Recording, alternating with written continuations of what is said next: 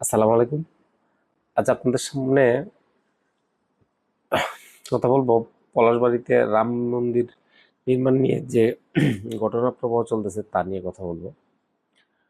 পলাশবাড়ি উপজেলাতে একটা রাম মন্দির হচ্ছে, ভালো কথা। বাংলাদেশে যেহেতু অসাম্প্রদায়িক দেশ, এইখানে সব ধর্মের মানুষ সুন্দরভাবে বাস করবে, শান্তিপূর্ণভাবে বাস করবে, এটা তো স্বাভাবিক। কিন্তু আমরা যদি গভীরভাবে এই বিষয়টা নিয়ে পর্যালোচনা করি তাহলে এর পিছনে গভীর ষড়যন্ত্র আসলে আমরা দেখতে পাবো। দেখেন, ভারতের পশ্চিমবঙ্গ আমাদের আহ, একবারে প্রতিবেশী, মানে রাজ্যের মধ্যে আমাদের প্রতিবেশী। তাদের রাজ্যে প্রায় 71% মতো হিন্দু জনসংখ্যা, আর বাকি অন্যান্য জনসংখ্যা বাস করে। দেখেন, আমাদের পার্শ্ববর্তী আরেকটি বড় রাজ্য আসাম। আসামে প্রায় 61% মতো হিন্দু জনসংখ্যা বাস করে। বাংলাদেশে হিন্দু জনসংখ্যার কত? 8% মতো হিন্দু মানুষ বাস করে। কিন্তু আসামে কোনো এত বড় রাম মন্দির হয় না, পশ্চিমবঙ্গে কোনো রাম মন্দির হয় না এরকম বাংলাদেশে। এবং বাংলাদেশের কোথায়? একবারে এদের চিকেন নেকের পাশে রংপুরের পলাশবাড়িতে কেন রাম মন্দির হয়, এইটা নিয়ে আসলে আমাদের কিছুটা উদ্বেগ আছে। এবং এইটা নিয়ে যদি আমরা পুঙ্খানুপুঙ্খভাবে আমরা এটা চিন্তা করি বা বিশ্লেষণ করি তাহলে আমরা কিছু আসলে খুঁজে পাই। সত্যিকার অর্থে যে যে রাম মন্দিরটি নির্মাণ করছে, মানে যার তত্ত্বাবধানে হচ্ছে, তার বিষয়ে অলরেডি আমরা বিভিন্ন পত্রপত্রিকায় এবং নিউজে দেখলাম যে সে একজন এসি মিস্ত্রি ছিল। এই এসি মিস্ত্রি এত কোটি কোটি টাকা কোত্থেকে পেল, এবং এই এসি মিস্ত্রি রাম মন্দির করছে এত টাকা দিয়ে, এটা একটা মানে বিরাট সন্দেহের আহ, মানে প্রশ্ন আমাদের মনে জাগায়।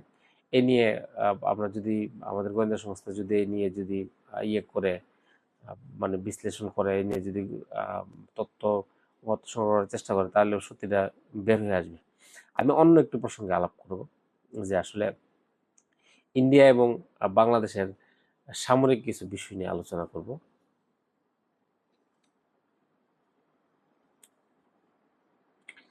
দেখেন, ইন্ডিয়া আমাদের প্রতিবেশী দেশ। প্রতিবেশী দেশ হিসেবে ইন্ডিয়াকে আমরা, আমাদের ইন্ডিয়ার সাথে আমরা প্রায় 4,000-এর উপরে, 4,000 কিলোমিটার উপরে বর্ডার শেয়ার করি আমরা ইন্ডিয়ার সাথে। এবং ইন্ডিয়া আমাদের চেয়ে অনেক বড় দেশ। তারা জনসংখ্যায় প্রায় 140 কোটি, এবং তাদের অর্থনীতি অনেক বড়। তাদের মিলিটারি পাওয়ার আমাদের চেয়ে বেশি। তাদের প্রায় 13,31,000 তাদের মিলিটারি আছে, ধরেন। আর আমাদের জনসংখ্যা মাত্র 20 কোটি। তাদের সাথে তুলনা করলে আমাদের জনসংখ্যা 7 গুণ কম। এবং তাদের বর্ডার এরিয়া যদি ধরি, আমাদের প্রায় 25-26 গুণ বড় তাদের যে এরিয়া, বর্ডার এরিয়া। এভাবে দেখলে আমরা যদি চিন্তা করি, আহ, ইন্ডিয়া আমাদের চেয়ে আসলেই মানে মিলিটারি পাওয়ারে, টাকা পয়সায় বা বর্ডারে অনেক বড় বড় দেশ। আমাদেরকে যুগ যুগ ধরে এটাই আসলে শেখানো হচ্ছে যে ইন্ডিয়া আমাদের চেয়ে অনেক বড় দেশ। ইন্ডিয়ার অতএব ইন্ডিয়ার সাথে আমরা মানে আহ, এই সেই করে চলতে পারবো না। ইন্ডিয়ার সাথে আমরা চলতে হবে কি, ছোট ভাইয়ের মতো। ইন্ডিয়া যেভাবে বলে, ইন্ডিয়ার মর্জি মোতাবেক আমাদের চলতে হবে। এই আমাদের একটা মনস্তাত্ত্বিক একটা বিষয় আমাদের মধ্যে ঢুকিয়ে দেওয়া হয়েছে। এখন আমরা যদি মানে একটু গভীরভাবে চিন্তা করি, আমি কিছুদিন আগে আমার পরিচিত এক সামরিক কর্মকর্তা, এক এক্স আর্মি অফিসারের সাথে, একজন কর্নেল, ওনার সাথে আমার একদিন কথা হয়েছিল যে ইন্ডিয়া মানে আমাদের উপরে ইন্ডিয়া যদি অ্যাটাক করে, হয়তো আজ নয় কাল অ্যাটাক হইতে পারে। অ্যাটাক করলে আমাদের পরিণতিটা কি হবে? ওনার ভাষ্যমতে আমি আমি শুনলাম যে বাংলাদেশের মোটামুটি 1,73,400, প্রায় 408 জনের মতো বাংলাদেশের সেনাবাহিনী আছে। আমাদের নৌবাহিনী আছে কত? প্রায় 22,000-এর মতো। এবং আমাদের বিমান বাহিনী আছে প্রায় 19,000-এর মতো। সব মিলিয়ে আমাদের সামরিক সদস্য টোটাল 2,04,000-এর মতো আমাদের টোটাল সামরিক সদস্য আছে। কিন্তু তাদের তো 13 লক্ষ প্লাস 31,000 তাদের সামরিক সদস্য আছে। এখন তাদের সাথে আমাদের যদি যুদ্ধ হয় কোনো কারণে, তাহলে মানে কিভাবে আমরা এটাকে সামাল দিব? তো উনার যে ভাষ্যমতে, উনার ভাষ্যমতে উনি তো একজন যেহেতু এক্স মিলিটারি পারসন, এই বিষয়ে উনার মানে উনার আ আমাদের যে ইয়ে আছে, মিলিটারি ইন্টেলিজেন্স আছে, তাদের আরো মানে যুদ্ধ নিয়ে বিস্তর জ্ঞান আছে আমাদের চেয়ে বেশি। তো উনি আমাদের চেয়ে অবশ্যই ভালো বলতে পারবে। তো উনার কাছ থেকে যেটা আমি শুনলাম, দেখেন ইন্ডিয়াতে যেই পরিমাণ মানে সৈনিক আছে, এই পরিমাণ সব সৈনিক কি বাংলাদেশের লোকের যুদ্ধে ব্যবহার তারা করতে পারবে? না, তারা পারবে না। উনার ভাষ্যমতে ইন্ডিয়াতে যে এত বড় দেশ, এত বর্ডার, এতগুলা দেশের সাথে তারা বর্ডার শেয়ার করে, যেমন পাকিস্তান, নেপাল, ভুটান, বাংলাদেশ, এদিকে মায়ানমার, এদিকে চীন, এতগুলা দেশের সাথে তারা বর্ডার শেয়ার করে। তাদের বর্ডার তো সব দিকে দিয়ে তাদের সুরক্ষা রাখতে হয়। এই কারণে এই যে তাদের 13,31,000 মানে 14,31,000 যে সেনাবাহিনী আছে, সব তো আর বাংলাদেশের সাথে যুদ্ধে পাঠাতে পারবো না। যদি বাংলাদেশের সাথে যদি বাংলাদেশ সীমান্তে যদি সবগুলো ব্যবহার করে ফেলে, তাহলে তাদের দেশ অরক্ষিত হয়ে যাবে। বাংলাদেশের সাথে যুদ্ধ করতে গিয়ে পুরো দেশটাই আবার মানে হারানোর পথে চলে যাবে। এইজন্য কোনোদিন বাংলাদেশের সাথে সব সেনাবাহিনী নিয়ে অ্যাটাক করবে না। আর যদি কোনো একটা দেশের নরমাল একটা রুল আছে, যে উনার কাছ থেকে যেটা আমি শুনলাম, যে যুদ্ধের একটা রুল আছে। আপনি যদি কোনো একটা রাষ্ট্রকে আপনি দখল করতে চান, কোনো একটা ভূখণ্ডকে আপনার দখলে আনতে চান, তাহলে যেই ভূখণ্ডকে আপনি দখল করবেন, এই ভূখণ্ডে যেই পরিমাণ সেনাবাহিনী আছে, তার ৩ গুণ সেনাবাহিনী আপনার লাগবে দখল করার জন্য। মিনিমাম ৩ গুণ, এর বেশিও লাগতে পারে। তো এইজন্য আমাদের প্রায় ধরেন আপনার সামরিক বাহিনী প্রায় ২,০০,০০০ মানে ৪,০০০ এর মতো আছে। তো তার মানে ইন্ডিয়ার কত? প্রায় মানে ৬,০০,০০০ আ ১২,০০০ এর মতো সেনাবাহিনী লাগবে আমাদের এই ভূখণ্ডটা ক্যাপচার করতে গেলে। এখন ১২,০০,০০০ মানে ৬,০০,০০০ ১২,০০০ যদি আমাদের এখানে পাঠায় দেই, তাহলে পুরা ইন্ডিয়ার সেনাবাহিনী আছে ১৪,৩১,০০০। তাহলে কি তারা অন্যান্য যে সীমান্তগুলো আছে, ওইটা কি তারা সুরক্ষা দিতে পারবে? না, পারবে না। মানে ইন্ডিয়া আমাদের চেয়ে অনেক বড় দেশ, অনেক সেনাবাহিনী অনেক বেশি, তাদের টাকা পয়সা বেশি, সামরিক পাওয়ার বেশি, সব বেশি হওয়ার পরেও আমাদের এই বাংলাদেশকে ইন্ডিয়া ক্যাপচার করার মতো ক্ষমতা এখনো ইন্ডিয়ার হাতে আসে নাই। তো এই চমকপ্রদ তথ্যটা শোনার পরে আমার কাছে খুবই মানে একটা মানে লাগবো, মানে আমার কাছে আশ্চর্য লাগলো। হ্যাঁ, কথা তো সত্য। যে মানে ইন্ডিয়া বাংলাদেশকে ক্যাপচার করার মতো ক্ষমতা ইন্ডিয়ার এখন আসেনি। এখন ইন্ডিয়ার বিকল্প উপায় কি? মানে বাংলাদেশে এদের যে চিকেন নেক, এদের যে মানে সেভেন সিস্টার্স আছে আমাদের পূর্ব পাশে যে আছে, এইটা নিয়েই তো তাদের সাথে আমাদের একটা টেনশন চলে। বা এটা একটা স্বল্প ২২ কিলোমিটার একটা আ ইয়ে আছে, জায়গা আছে। এই ২২ কিলোমিটার জায়গা দিয়ে তারা আসলে সকল কিছু পণ্য পরিবহন করে থাকে ইন্ডিয়ার মূল ভূখণ্ড থেকে। এখন বাংলাদেশের রংপুর বিভাগটা যদি কাটা যায়, তাহলে তো আর চিকেন নেক থাকে না। এই জায়গাটা প্রশস্ত হয়ে যায়। এখন সামরিক পাওয়ার দিয়ে ধরেন ইন্ডিয়া তো আমাদের ক্যাপচার করার বর্তমানে পসিবল না। এই সক্ষমতা ইন্ডিয়ার মধ্যে নাই। তাহলে কিভাবে আসলে মানে তাদের তাহলে তারা মানে আমাদের এই রাষ্ট্রটাকে মানে তারা তাদের চিকেন নেকটাকে প্রশস্ত করার জন্য তারা একটা ছক আঁকছে। এই ছকটা কিভাবে বাস্তবায়ন করবে? তারা যেহেতু সামরিক পরে সম্ভব না, তাহলে কি করে মানে তারা মানে তারা তো আর বসে নাই। তারা বসে নাই। তারাও চেষ্টা করতেছে অন্য কোনো উপায়ে পারা যায়। দেখেন তারা ভিন্ন যে উপায়টা যে অবলম্বন করলো। এখন যদি আমরা যদি ইন্ডিয়ার সাথে আমাদের যুদ্ধ হই, তাহলে কি তাদের অনেক রক্ত ঝরবে, আমাদের রক্ত ঝরবে। কিন্তু বিষয়টা যদি এমন হয় যে আমি রক্ত ঝরাবো না, আমি নিজেদের মধ্যে একটা ক্যাচাল লাগায়া আমি যদি করে ফেলতে পারি, জয় করে ফেলতে পারি, তাহলে এটা তো লাভবান না? লাভবান। তো এখন একটা যুদ্ধ জয়ের আগে একটা মানুষের মানে যদি আপনি অস্ত্র দিয়ে যদি যুদ্ধ জয়ী করতে চান, রাষ্ট্র জয়ী করতে চান, তাহলে অনেক রক্ত বা অনেক শক্তির প্রয়োজন।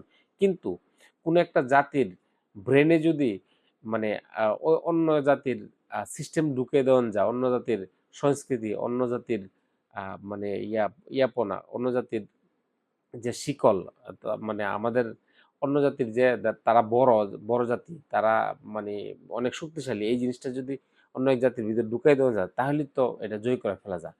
ইন্ডিয়া মূলত এই কাজটাই আমাদের প্রতিনিয়ত করে যাচ্ছে। আমাদের মধ্যে একটা ডিভাইডেড রুল তারা মানে চালু করে রাখছে। একটা প্রবাদ আছে, ডিভাইড অ্যান্ড রুল। ধরেন যদি নিজেদের মধ্যে ডিভাইড করে রাখা যায়, তখন তাদেরকে রুল করা বা শাসন করা খুব ইজি হয়ে যায়। আমাদের মধ্যে একটা ডিভাইডেশন রুল লাগায় মানে সবসময় করে রাখছে। রাজনীতির মধ্যে বা আমাদের জনসংখ্যা যারা আছে, আমাদের সংখ্যালঘু ভাইদের আছে, তাদের মধ্যে তাদেরকে কিছু কিছু বিষয়ে একটু ইন্ধন বা উস্কানিমূলক আলাপ করে তাদের সাথে করে আমাদের মধ্যে একটা ডিভাইডেশন লাগায় রাখছে এবং আমাদের মন মগজের মধ্যে ইন্ডিয়ার শ্রেষ্ঠত্ব, ইন্ডিয়ার বড়ত্ব আমাদের প্রতিনিয়ত সাংস্কৃতিকভাবে ঢুকিয়ে দেওয়া হচ্ছে।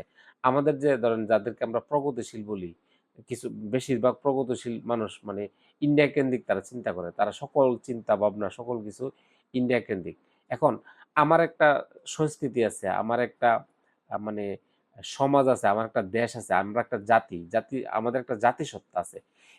এই জাতিসত্তা আমরা যদি ধরেন আমাদের এই জাতিসত্তা নিয়ে যদি আমরা আমরা যদি টিকে থাকতে চাই, তাইলে আমাদের এই জাতিসত্তা আমাদের জাতিসত্তাটা কি, আমাদের সংস্কৃতিটা কি, এটা বিশ্বের মধ্যে আমাদের তুলে ধরা দরকার লাগে। এটা তুলে ধরার আমাদের একটা ভাষা লাগে। এটা তুলে ধরার মানে একটা গল্প লাগে। এই গল্পটা, এই ভাষাটাই আমাদের এই জাতিটাকে বিশ্বের মধ্যে টিকে রাখে। কিন্তু দেখেন আমাদের এই রাষ্ট্রের মধ্যে দেখেন আমাদের এই ভাষাটাকে ভুলিয়ে দেওয়া হচ্ছে। আমাদের যে সংস্কৃতি, আমাদের যে গল্পটা, এই গল্পটা ধীরে, ধীরে আমাদেরকে ভুলিয়ে দেওয়া হচ্ছে। আমাদের সংস্কৃতির মধ্যে যে ইন্ডিয়ার যে সংস্কৃতির আগ্রাসন, এই আগ্রাসনে মানে আমরা একবারে নাজেহাল অবস্থায়। এখন এইগুলা কি ইন্ডিয়ার মানুষ আইসা করছে? না। আমাদের আমাদের কিছু লোকের আমাদের যারা প্রগতিশীল মানুষ আছে, তাদের মাধ্যমে যারা তথাকথিত প্রগতিশীল, তাদের মাধ্যমে এই এই কালচারাল যে তাদের যে মানে আমাদের যে দাসত্বটা আমাদের ব্রেনের মধ্যে ঢুকিয়ে দেওয়া হচ্ছে। ফলে আমি যখন আমার গল্পটা বলতে পারি না, আমার গল্পটা যখন আ ও আমি বলতে পারি না, আমি যখন আমার আমার কালচার নিয়ে যখন আমি প্রাউড ফিল করতে পারি না, আমি যখন মানুষের কাছে আমার কালচারটা আমার জাতিসত্তাটা তুলে ধরতে পারি না, সেই জায়গায় তো অন্য কেউ আমার গল্প লিখে দিবে। অন্যের গল্পে আমি আমি প্রাউড ফিল করব। নিজের যে জাতি, নিজের যে সংস্কৃতি নিয়ে আমি হীনমন্যতায় সবসময় ভুগবো। মানে ভুগবো। তো ফলে কি হবে? ফলে আমার যে একটা জাতিসত্তা আছে, আমাদের যে একটা ইউনিটি আছে, এটা আস্তে, আস্তে দুর্বল হয়ে ভাঙতে থাকবে। বাংলাদেশে ঠিক এই ঘটনাটাই ইন্ডিয়া ঘটাচ্ছে। ইন্ডিয়া জানে যে সামরিকভাবে বাংলাদেশকে দখল করা সম্ভব না। কিন্তু ইন্ডিয়া যেভাবে করা সম্ভব আমাদের ব্রেইনের মধ্যে তাদের শ্রেষ্ঠত্ব, তাদের কালচার ঢুকিয়ে আমাদেরকে ডিভাইডেড করে দিচ্ছে। আমাদের লোকরাই মানে চাচ্ছে যে আমাদের কিছু মানে উগ্রপন্থী হিন্দু লোকদের দিয়ে স্লোগান দেওয়া হচ্ছে। আমাদের লোকরাই চাচ্ছে যে আমাদের দেশে আলাদা একটা স্টেট হয়ে যাক, আলাদা একটা ডিভিশন হয়ে যাক। এই যে একটা ন্যারেটিভস তৈরি করার চেষ্টা করছে, এই ন্যারেটিভসটা ইন্ডিয়া কি করছে? অন্যান্য দেশকে এই জিনিসটা মানে দেখানোর চেষ্টা করছে। এবং দেখেন আমরা আমরা যে একটা বাংলাদেশ, আমরা যে একটা বাঙালি জাতি, আমরা এই বাংলাদেশে এই ভূখণ্ডে বাস করছি। আমরা আমরা বাস করছি, আমাদের বাপ-দাদারা বাস করতো এবং আমাদের ছেলের ঘরের ছেলের ঘরের ছেলে এইভাবে মানে প্রজন্মের পর প্রজন্ম এখানে বাস করবে। কিন্তু আমরা যদি আমাদের সংস্কৃতি ভুলে যাই, আমরা যদি আমাদের গল্পটা ভুলে যাই, আমাদের গল্পটা যদি বিশ্বের কাছে আমরা তুলে না ধরি, তাহলে মানে খুব সেদিন বেশি দূরে নই। মানে আমাদের এই ব্রেনে যেভাবে তারা শাসন করা শুরু করছে, তারা আমাদের মাধ্যমে এই দেশটাকে মানে খণ্ডিত করে ফেলতে পারে। এবং তাদের এই দেশটা খণ্ডিত করে যদি তাদের যদি আগ্রাসন যদি পুরোভাবে যদি আমাদের দেশে যদি একবারে জেঁকে বসে, তাহলে আজকে কাশ্মীরের কি অবস্থা, আজকে আজকে ফিলিস্তিনের কি অবস্থা, এই দশা আমাদের দেশেরও একদিন মানে ইন্ডিয়া করতে চায়। এবং ইন্ডিয়ার অনেক গুরুত্বপূর্ণ রাজনীতিবিদ পশ্চিমবঙ্গের এই যে মুখ্যমন্ত্রী, সে বলে যে আমাদেরকে গাজা স্টেট বানাবে এবং ইন্ডিয়ার অনেক রাজনৈতিক নেতারা চায় আমাদেরকে গাজা স্টেট বানাতে। দেখেন আমাদের দেশের অনেক মানে কিছু রাজনৈতিক দলের দালালরা ইন্ডিয়ার চাটুকারিতা করে। এরা এই জিনিসটা চিন্তা করে না। আজকে যদি আমি এই রাষ্ট্রটা এভাবে রেখে যাই, ইন্ডিয়ার কাছে যদি এভাবে আমি বিক্রি হয়ে যাই, রেখে যাই, ২ দিন পরে আমার সন্তান হইলে আমার নাতি নাইলে পুতি, তাদের জন্য আমি কি রেখে যাচ্ছি? আমার আমার আমার আমার রাষ্ট্রের যে ভবিষ্যৎ যে প্রজন্ম ইন্ডিয়ার দাসত্ব করবে, আমরা যে রাষ্ট্র রেখে দিয়ে যাচ্ছি। দেখেন এই কালচারাল যে বিপ্লব, এই কালচারালি যে আমাদেরকে তারা যে গ্রাস করছে, এইটা নিয়ে প্রচুর পরিমাণে এই প্রজন্মের একজন মানে আমার মতে যোদ্ধা, এই প্রজন্মের একজন একজন ধরে আমার মতে বুদ্ধিজীবী এটা নিয়ে কথা বলছিল। সে কে সে?